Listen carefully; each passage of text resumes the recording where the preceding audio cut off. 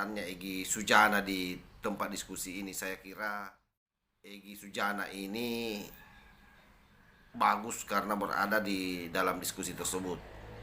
Kenapa bagus? Karena sekaligus dia adalah contoh nyata politik identitas. Dan orang-orang seperti ini terkopi paste banyak sampai di kampung-kampung. Dan tentu orang-orang seperti Egy Sujana lah ini yang akan menjadi pekerjaan berat kita ke depan. Bagaimana meluruskan seluruh pikiran-pikirannya agar kemudian tidak menjalar sampai masuk di ruang-ruang kecil masyarakat, terutama di pedesaan. Bahwa dilarang memilih pemimpin yang Yahudi, Nasrani, ada jelas eksplisit. Kemudian Anda tidak baca lagi At-Taubah 80 sampai 85. Tidak boleh sholat di pinggir, berdoa di liang lahat yang munafik. Oke, Jadi saya nanya, bagaimana Nggak, kalau orang saya belum Amerika? selesai dulu. Saya tanya dulu nih, karena ini kan perlu kejelasan ini. Oh, itu saya bilang bukan. Ya. Bagaimana kalau orang Muslim di Amerika? Ya. Apa Ya, yang harus mereka dia lakukan? harus bersikap, dia apa? Ya bagaimana? Ya, Bang, saya Muslim, ya. Saya merasa saya Islam, tetapi cara berpikir saya memilih pemimpin itu karena saya lihat kompetensinya serta programnya, Bang. Bukan lihat agamanya. Begitu juga saya lihat gubernur. Saya akan lihat prestasinya, program kerjanya, kompetensinya. Dan terus terang pada hari ini saya sampaikan, pada saat Pilgub DKI Jakarta 2017, saya Islam, saya pilih Ahok. Silakan kalau abang anggap ya saya salah. itu subjektif, Silakan anak. kalau Nggak abang apa-apa. anggap saya salah. Ente mau masuk neraka juga nggak apa-apa. Iya. Nggak ada Yang waras tidak boleh mengalah terhadap mereka para pencoleng-pencoleng agama yang menjadikan agama sebagai alat politik.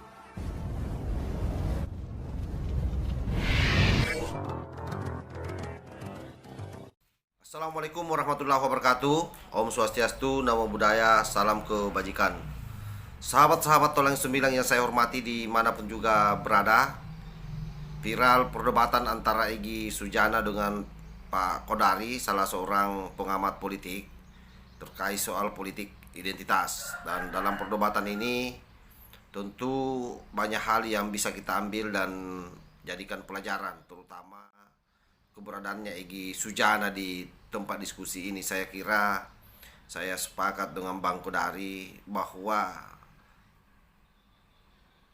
Egy Sujana ini bagus karena berada di dalam diskusi tersebut. Kenapa bagus? Karena sekaligus dia adalah contoh nyata politik identitas. Dan orang-orang seperti ini terkopi paste banyak sampai di kampung-kampung. Dan tentu orang-orang seperti Egy Sujana lah ini yang akan menjadi pekerjaan berat kita ke depan. Bagaimana meluruskan seluruh pikiran-pikirannya agar kemudian tidak menjalar sampai masuk di ruang-ruang kecil masyarakat, terutama di pedesaan yang pada akhirnya akan menjadikan Pilpres 2024 menjadi Pilpres yang paling barbar. Nah, bagaimana diskusi ini berjalan? Coba kita lihat secara bersama-sama. Minimal dalam kasus Pilkada Jakarta misalnya, ini di berita ya, seorang nenek yang memilih Ahok misalnya dilarang disolatkan oleh, kabarnya nih di berita itu oleh lingkungannya yang mayoritas tidak memilih Ahok. Nah, apakah kita ingin peristiwa semacam ini, Bang Karni, akan terjadi nanti di Pilpres 2024 begitu? Nah, bahaya, bukti bahwa ini berbahaya ya, ya kita akan saksikan jauh lebih banyak ya ketika nanti misalnya peristiwa seperti misalnya Ade Armando ya, karena dianggap dia tidak cukup Islami atau tidak mendukung calon yang Islami, lalu kemudian wah ini halal darahnya. Nah, hal-hal semacam itu yang terus terang saya khawatirkan. Menyambung Bang Fahri, memang harus diakui bahwa Republik kita ini ketika berdiri itu tidak merupakan satu entitas yang homogen satu dengan yang lain, Bapak Ibu sekalian, ya. Ada pemikiran-pemikiran yang berbeda. Di masyarakat ada pemikiran yang berbeda, di BPUPKI ada pemikiran yang berbeda. Nah, indahnya adalah apa? Kita sampai kepada satu rumusan yang membuat tadi akhirnya negara bangsa Indonesia itu menjadi seperti sekarang ini. Kalau kita misalnya mengambil jalan yang terjadi di India, maka Indonesia pada hari ini nggak jadi seperti ini. India kemudian karena masyarakatnya ada Hindu, ada Islam, ya, bahkan pecah menjadi 3-4 negara India. Yang Islam mendirikan Pakistan. Bahkan dari awal Pakistan Barat dengan Pakistan Timur sudah beda, ya, udah sendiri-sendiri. Pakistan Barat jadi Bangladesh, ya. Yang tinggal di wilayah Pakistan lari ke wilayah India, ya. Yang Hindu di wilayah Pakistan lari ke wilayah India. Yang Muslim di wilayah India ngungsi, imigrasi besar-besaran ke wilayah Pakistan. Dan itu salah satu migrasi terbesar dalam sejarah manusia modern, bumi modern. Dan bukan cuma sekedar migrasinya yang penting. Pada saat itu terjadi banyak kekerasan yang meninggal sampai katanya tuh sampai 1 juta, Bang Karni. Dan itulah kerja keras terbesar dari seorang Mahatma Gandhi. Bagaimana mendamaikan bangsanya ini yang punya agama beberapa ini supaya jangan berkelahi satu dengan yang lain. Nah, kalau kemarin atau kalau saja pada waktu itu bapak-bapak bangsa kita ini tidak punya kebesaran jiwa dan menemukan titik temu, bisa jadi yang disampaikan oleh Bang Arya Bima ini terjadi. Indonesia itu nggak nyampe tuh ke NTT, nggak nyampe Bang ke Papua, berhenti dia di NTB. Bisa tuh terjadi. Alhamdulillah ya tercapai kesepakatan sehingga akhirnya wilayah Indonesia terbentang seperti yang kita sekarang miliki. Nah, kita tentu saja punya kewajiban ya sebagai anak bangsa, sebagai yang memegang atau bertugas menjaga bangsa Indonesia pada hari ini, agar apa yang kita miliki seperti saat ini jangan terpecah, Bang. Jangan sampai apa yang sudah diwariskan dengan begitu hebat oleh para founding fathers kemudian bubar, ya, hancur di tangan generasi kita. Jangan dianggap enteng, karena sesungguhnya ya pelajaran dari negara-negara lain, pelajaran dari India pada khususnya menunjukkan bahwa ya identitas yang tidak bisa bertemu dalam konteks negara bangsa bisa melahirkan perpecahan, dan itu yang menurut saya ujung dari apa-apa yang sedang kita khawatirkan pada hari ini. Jangan sampai Pilpres kemudian punya korban bubarnya Republik Indonesia. Jangan. Ya. Demikian. Terima kasih. Wassalamualaikum warahmatullahi wabarakatuh. Tadi ada hak jawab saya sebentar Bang. Silakan dengan hormat. Bapak Pembimbing. Terima kasih. Dalam perspektif Al-Quran, saya menyayangkan Anda tidak baca Al-Maidah ayat 51. Bahwa dilarang memilih pemimpin yang Yahudi, Nasrani. Ada jelas eksplisit. Kemudian Anda tidak baca lagi At-Taubah 80 sampai 85. Tidak boleh sholat di pinggir, berdoa di liang lahat yang munafik. Oke, Jadi saya nanya, bagaimana Nggak, kalau saya orang belum Amerika? selesai dulu. Saya tanya dulu nih, karena ini kan perlu kejelasan ini. Oh, itu saya bilang bukan. Ya. Bagaimana kalau orang Muslim di Amerika? Ya.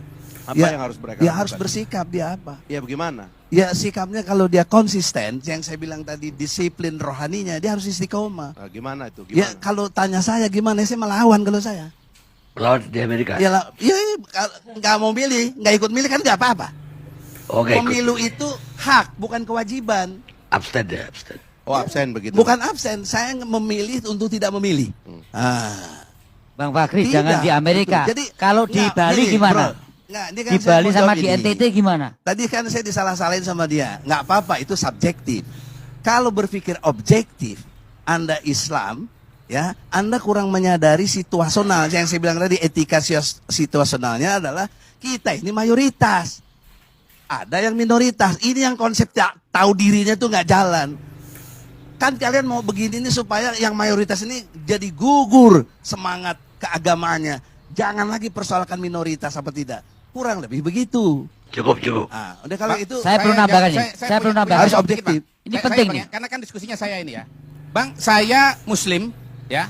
Saya merasa saya Islam, tetapi cara berpikir saya memilih pemimpin itu karena saya lihat kompetensinya serta programnya, Bang. Bukan lihat agamanya. Begitu juga saya lihat gubernur.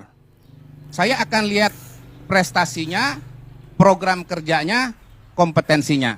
Dan terus terang pada hari ini saya sampaikan, pada saat Pilgub DKI Jakarta 2017, saya Islam, saya pilih Ahok.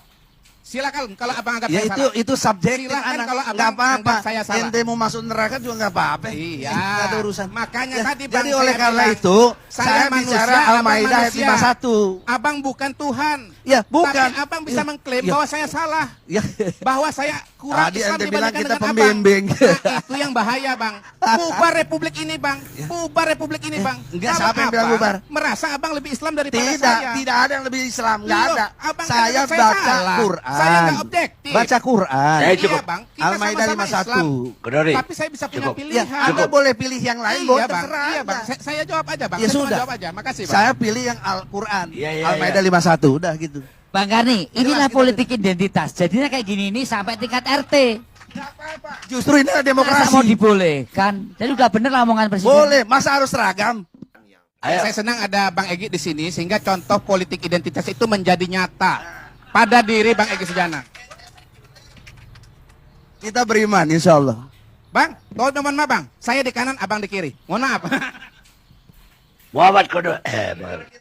Golongan kanan. Profesor. Oke, saya kira kita sudah saksikan bagaimana Bung Egy Sujana dibuat tidak berdaya oleh Mas Kodari, termasuk ada di situ Pak Fahri Hamzah dan salah seorang politisi Nasdem ini senior saya ini. Senior saya di Pergerakan Mahasiswa Islam Indonesia.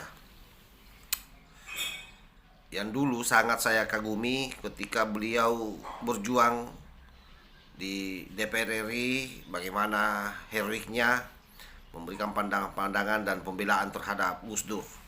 Tapi entah kenapa kemudian terjebak masuk di dalam partai yang menurut saya partai yang oportunis sekelas Nasdem ini. Akhirnya apa yang terjadi ketika ada perdebatan-perdebatan yang terkait soal politik identitas, pasti beliau yang didorong oleh Nasdem karena memang beliau ini adalah Gus. Tentu pemahaman soal agama tidak diragukan dan kita manut sama beliau kalau itu terkait soal urusan Nahdlatul Ulama atau PMI. Tapi kalau urusan politik, mohon maaf, tentu kita beda dan saya berharap abang saya ini sukses di Nasdem. Kita kembali kepada tema bahwa apa yang disampaikan Egy Sujana tadi, saya kira inilah representasi daripada pendukung Anies Baswedan. Bagaimana Egy Sujana memperjelas posisinya mengusung politik identitas. Dan itu terbuka di ruang publik, di dalam diskusi ini dia katakan seperti itu. Nah, setidaknya apa yang terjadi dalam diskusi ini itu menjadi cermin buat kita semua dan sekaligus memberikan pencerahan yang nyata bahwa betapa para pendukung Anies Baswedan memang sudah menyiapkan langkah-langkah politik identitasnya, dan salah satunya itu tentu melalui Bang Egy Sujana ini yang selalu membawa ayat-ayat Quran dalam melegitimasi setiap apa yang dia sampaikan ke publik, sekalipun konteks ayat itu sebenarnya tidak cocok dengan situasi yang dia sampaikan, termasuk cara membacanya juga yang masih sangat belepotan. Ini juga menegaskan bahwa memang orang-orang yang ada di barisan Anies Baswedan ini adalah orang-orang yang pada prinsipnya nol pengetahuan, tetapi semangatnya yang terlalu berlebihan. Dan itu adalah salah satu ciri-ciri kadrun itu. Jadi belum tahu apa-apa tetapi sudah merasa menguasai, akhirnya apa? Mempermalukan diri sendiri. Wallahul muwaffiq ila aqwamit thariq. Wassalamualaikum warahmatullahi wabarakatuh. NKRI harga mati. Salam Nusantara.